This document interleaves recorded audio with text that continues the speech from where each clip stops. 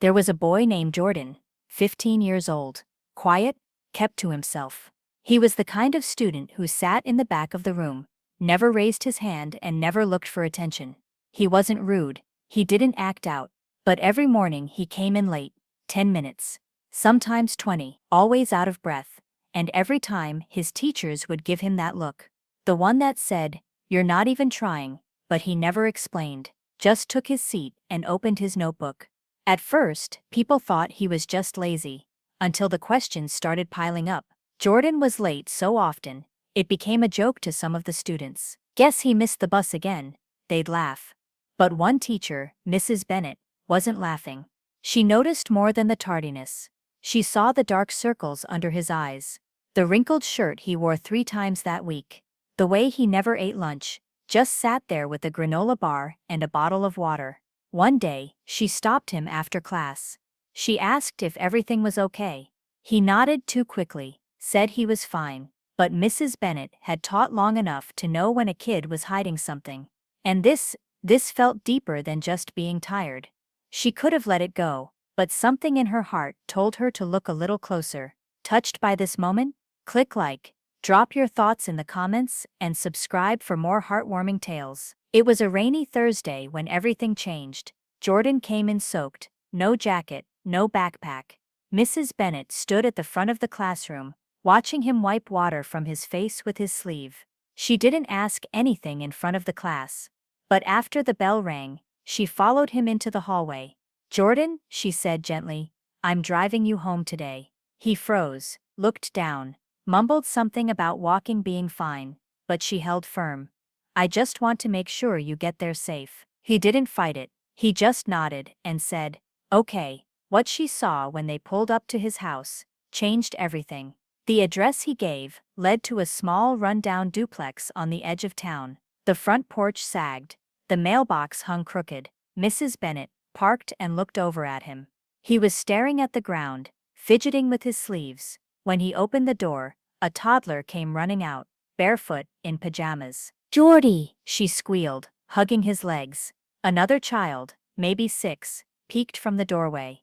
"Did you bring food?" he asked quietly. Jordan bent down and hugged both of them. "Yeah, I'll make you something." Mrs. Bennett stood still, her heart suddenly heavy. Inside, the home was cluttered, not dirty, just full of signs that kids were running it, crayon drawings on the walls, empty cereal boxes stacked near the sink.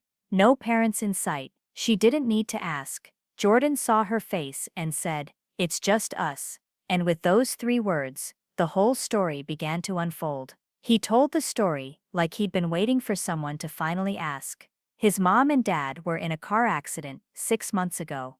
His dad died at the scene. His mom had been in a coma ever since.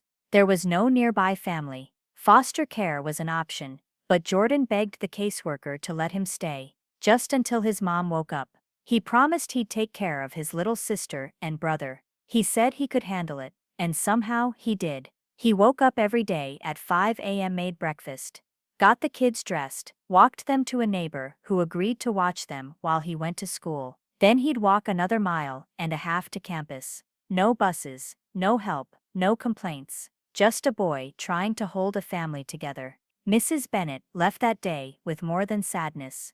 She left with a mission. Mrs. Bennett started small. She brought food, enough to fill their fridge. She talked to the principal, got Jordan excused from detention, organized rides for him every morning, and then she did more. She called in favors from other teachers. They gathered clothes, toys, and supplies. One even found a lawyer willing to help Jordan get temporary custody. The school counselor stepped in to talk with Jordan and the little ones. A local church donated grocery gift cards, and soon, what had been one teacher's concern became a whole community's effort. Jordan never asked for any of it, but the relief on his face, the way his shoulders finally relaxed, said what words never could. And just when things started looking up, something even more beautiful happened. The next Monday, Jordan's nerves were already frayed as he stood in front of the classroom. He knew it was his turn to present his essay. His palms were sweating, and his mind raced with every possible scenario of what could go wrong. But this time, there was no turning back. He had written about his hero, his little sister, His hands shook slightly as he unfolded the paper, and for a moment he looked up at the class. They were all staring at him, but there was something different in their eyes today. Maybe it was the quietness that filled the room, or the way everyone seemed to be holding their breath. He began to read, his voice soft at first, but with each word, the confidence slowly crept back. I don't have a celebrity for a hero, or an athlete who can jump higher than anyone else. I have a sister, who's only 7, but she's the one who reminds me to keep going, even when everything seems too heavy. He glanced at the paper, then back at the class. He could hear the gentle hum of the classroom heater, the faint sounds of tapping pens, but no one interrupted. He described her laugh, the way it bubbled out of her, even when their world was falling apart. He talked about how, despite everything, she found joy in the simplest things, like the way their dog's tail wagged, or the way the sun shone through the kitchen window early in the morning. She reminds me that hope doesn't need to look perfect to be real. Jordan finished, his voice cracking slightly on the last word. He looked up, unsure what would come next. The room was still. For a moment he thought maybe no one had understood. But then, out of nowhere someone clapped. Jordan's heart skipped a beat. Then another clap, and then more. Before he knew it, the entire class was on their feet, applauding. They weren't clapping for the perfect essay, or the flawless delivery. They were clapping for him. They were clapping because they saw him for the first time. He stood there, his chest tight, his eyes blinking rapidly. He had never felt more seen. He had never felt more heard. Later that week, after class, he overheard some of his classmates talking. "I didn't know that's what he was going through," one girl whispered. "His sister sounds amazing. I didn't know his mom was in a coma." Jordan had spent so much time trying to hide the weight of his world that even his closest friends didn't know the half of it. They didn't understand how much he was carrying, how much his heart was breaking for his mom, how much he longed to just be a kid again. But now, he wasn't alone. They knew, and they cared. Then came the news that changed everything. His mom, who had been in a coma for what felt like forever, began to wake up. It wasn't instant, but there were signs. Small signs at first, a twitch of her fingers, a flutter of her eyelids, and one day, she spoke. It was a whisper, but it was the sound of hope, of life returning. That night, Jordan stood outside the hospital, looking at the stars. He didn't have all the answers. He didn't know if his mom would ever fully recover. But in that moment, he allowed himself to believe that things could get better, that maybe, just maybe, they would. The next day, he came to school, still tired, still struggling in ways no one could imagine. But he walked into that classroom differently. He walked in with his shoulders a little less slumped, his eyes a little less guarded. He was still carrying the weight of his world, but no longer invisible. Sometimes, the people we misunderstand the most are the ones carrying the heaviest loads. We look at their tired eyes, or their quiet demeanor, and we think we have them figured out. We assume they're lazy, unmotivated, or just rebellious. But what we don't see is what's happening underneath. What we don't see is the weight of the world on their shoulders, the invisible battles they're fighting every day. Jordan wasn't lazy. He wasn't unmotivated. He was just trying to do everything, be a student, a son, a caretaker, and he was doing it alone. Every night, he stayed up late, trying to finish his homework while keeping an eye on his little sister, trying to keep her from feeling the absence of their mom. He was juggling more than any 14-year-old should ever have to. But no one knew that. No one could see it. All they saw was a boy who was always late, a boy who couldn't seem to get his act together. He wasn't a troublemaker, he was just overwhelmed. It wasn't until that moment,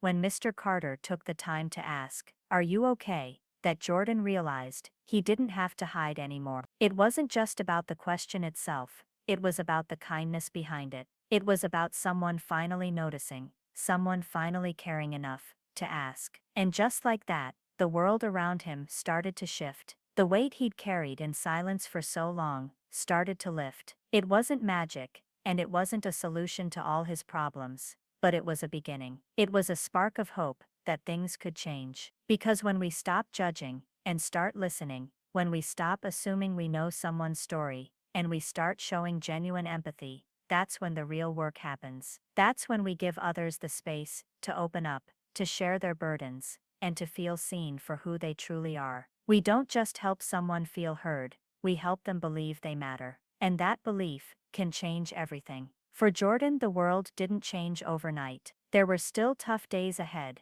His mom's recovery was slow, his responsibilities at home were heavy, and school was still a struggle. But something had shifted inside him. He wasn't alone anymore. He had a teacher who cared, he had classmates who saw him, and most importantly, he had hope. Jordan wasn't perfect, none of us are, but by the end of the school year, he was no longer the invisible kid at the back of the room. He was the one with his hand raised, the one whose essay made his classmates stand up and clap. He wasn't just a boy trying to survive anymore, he was a boy learning to thrive. Behind every late student, there might be a hero in disguise. If this story reached your soul, help us spread the message. Like, comment, and subscribe for more like this.